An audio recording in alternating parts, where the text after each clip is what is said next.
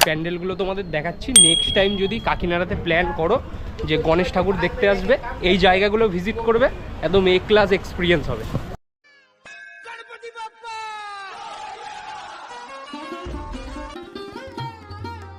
বাসের চটা দিয়ে পুরোপুরি করেছে, হ্যাঁ দারুণ করেছে এটা।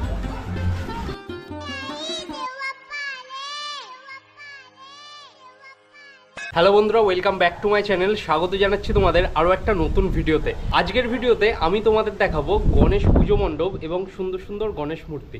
কারণ পুরো কলকাতার মধ্যে আমাদের কাকিনাড়ায় অন্যতম কিন্তু সেরা গণেশ পুজো